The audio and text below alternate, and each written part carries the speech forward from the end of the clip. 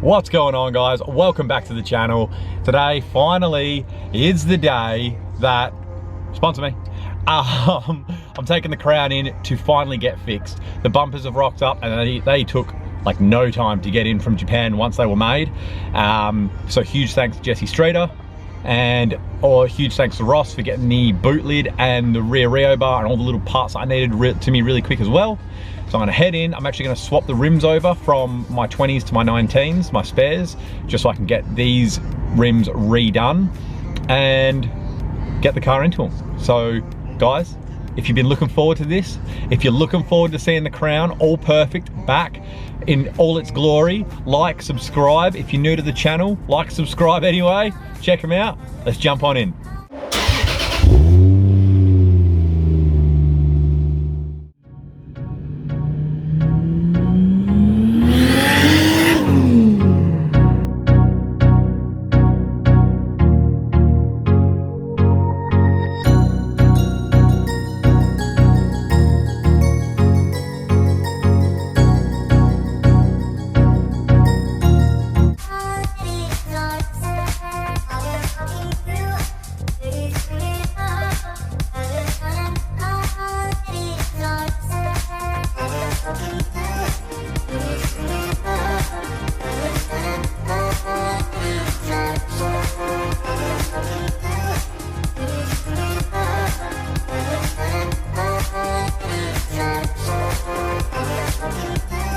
Okay, so as you just saw, the Crown is at the paint shop. I stuck around for a couple of hours and helped remove the front bumper and strip off all the hardware off of it. Helped remove the rear bumper a little bit, and the boot lid is still on, but obviously it's gonna be coming off because we have a new one. As you saw, I unpacked the new front and rear bumper. They didn't unpack them, they let me do the unboxing of that, and they look perfect. I'm really, really happy with those. So they're actually gonna put them in the baking booth and bake them before they paint them, because apparently if there's air pockets in the bumpers, it can like crack or pop or whatever, he was saying. So he's gonna do that first, and then if there's any damage, he's gonna fix it, then paint, like primer, then paint them and so on, just so I never have any issues if we hit some really hot days. Apparently that's a thing. I didn't even know that. Now, I'm actually not gonna go back and help with any of this. It's gonna be all on them. They said 10 days to 2 weeks. So they're actually gonna send me through a bunch of photos, which I'm gonna chuck in after I've finished blabbing on to you guys. And you'll be able to see some of the progression photos that they are actually doing. Now, as you can see behind me, I have the work 20s off the Crown. They need to have the tires taken off, have the lips machined and polished, and then the tires put back on. So I'm gonna take that up to Dragway probably tomorrow and get that sorted out. There's a tire shop just around the corner from them, so I'll probably use them just for ease of travel.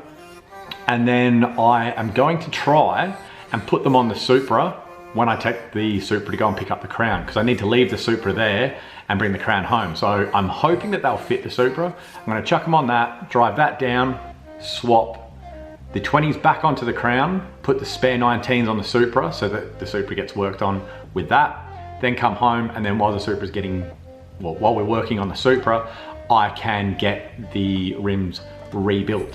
Update on those, they are still about 8 weeks away. So that's not anyone's fault, that is just the time frame. So I've actually got Driftworks getting them in for me, because they are, as far as I'm aware, the UK work wheel supplier. So they're doing their best to get things moving as quickly as they can. But yeah, it's just a long process to get the lips done. So they're doing them as quick as they can, and all good. So there's another step. We've got the tires taken off, and one of my tires had a bubble in it, and it's a little bit cooked. So I'm gonna get a replacement tire on the front left. Front right is almost brand new anyway, so all good. I'll just replace those so we don't have any leakage issues. Thankfully, from when I put those tire pressure sensors on, it has been showing me that every week I have to pump it up. So they were definitely worth buying. So I'll drop these off, and they'll polish up all these lips all around here, fix any like tiny little bit of curb rashing, which all of them have a little bit from previous owner and stuff. And then I'll get them back and get some tires put back on them. All right, so the Crown is actually back. They were going to send me some photos of fixing it and all that sort of stuff, but I literally got a text the next day from my painter saying, yeah, look, there was no real interesting photos to take for you. It all went really smoothly. So I apologize, there's no in-between photos, but she's back, she's beautiful. Let's have a look at her. There we go. So as you can see, new bumper. So crack's gone, crack down there's gone. All spider cracking's gone, obviously, because it's a brand new bumper on it. I just have to do a tiny little adjustment on this. They were having a play, making sure it wasn't vibrating. I'm gonna do that today. It's literally a bolt back there and you just give it a little twist and it's fine. So that's sweet. Yeah, I'm absolutely ecstatic how she's looking now. The 20s are not back yet, so I've had to put it on the Supra wheels. So if you've ever wondered what these look like on VSKFs, this is it. I'm personally not the biggest fan. Obviously, now that it's bagged out, it looks way cooler than it did last night when I was looking at it. But I do prefer my 20s for this. But, I mean, when it's bagged out, it doesn't look that bad. Now, I'm really stoked how they did with the color match. It's incredible. I'll show you the front end. So the front is even better than the back. I don't even know how they did it like this well to color match this crazy. So obviously, again, brand new bumper. So the fins underneath are all fixed. The little scuff that's there is all fixed, obviously. New bumper, it's gonna be perfect. She looks so good. I don't actually hate it with the VSKS now that it's bagged out, to be honest. Now, guys, I am considering selling my old front and rear bumper. The front bumper's not that damaged. You could cut out these slats and paint it again. The back, obviously spider cracking and so on. So if anyone wants these bumpers, hit me up in the DMs on Instagram. I will probably sell them for a decent price. Keep in mind, guys, if you want to buy these original bumpers from Mode Parfume, whatever the company is, Blow Design, sorry, it's going to cost you $5 grand because of shipping and everything, okay? Or more than $5 grand, I think it cost me. So don't come into my DMs and be like, oh man, I'll give you $100 as bumpers, because I'll just keep them as spares, okay? So she's back. She's back. I cannot wait to put the 20s on because they're at the moment getting all fixed up. But yeah, I am ecstatic how this looks. I need to put my little chrome pinstriping on these front grills to match the actual bonnet grill. But when that's done, she's good to go. I mean, I'm gonna be driving it every day anyway. But yeah, it's such a good feeling to have her back. Now, when it was there, I did want to do something a little bit extra. So let me just pop the bonnet and show you what I did. Now, you all might not love this, but I do. I decided to paint that pearl white as well. I think it looks amazing. I think it's a really nice kind of feature just for the engine bay. The engine bay obviously doesn't have any turbos, doesn't have any superchargers, nothing fancy. I want to keep it as stock as I can under here, to be honest, because it's just my daily. But I think just going to that come up real nice. Now, what I will probably do is go over that just with some gloss black with a paint pen or a paintbrush and be very, very, very careful with it. But I'm still considering that because I might not do it. I don't want to screw it up. So yeah, I just did that, a little bit extra. She said to him, look, while you got the paint out, can we do that? I mean, oh, the pearl came up so good. Oh, I'm so happy. So she's back, guys. She's done.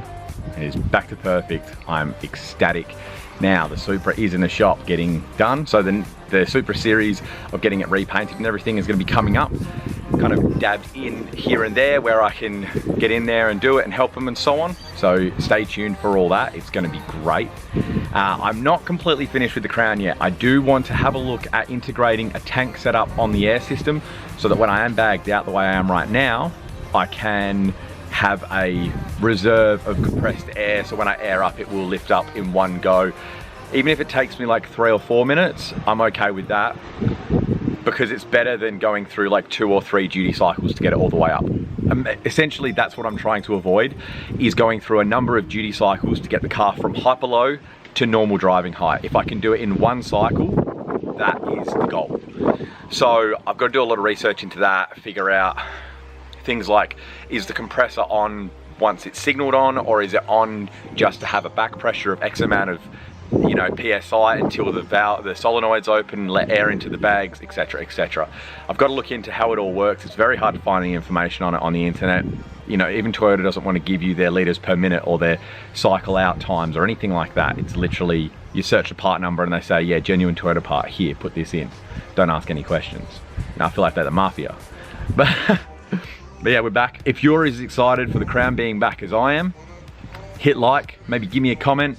Any of you Crown lovers out there, I will still be doing content on the Crown. I've got like a headlight removal video coming up, things like that. And if there is anything that you're trying to do to yours and you want me to have a look into, let me know in the comments. I will try and make all of those videos and get them out to you guys, because I know that the DIY Crown YouTube kind of videos, there's not a lot of them, especially not a lot in English. I know there's quite a few Russian ones, but I don't speak Russian, so it doesn't really help me. But yeah, whatever you want to know in the comments, give us a like, give us a subscribe, let your friends know, share it around, and I'll see you in the next one. See you guys.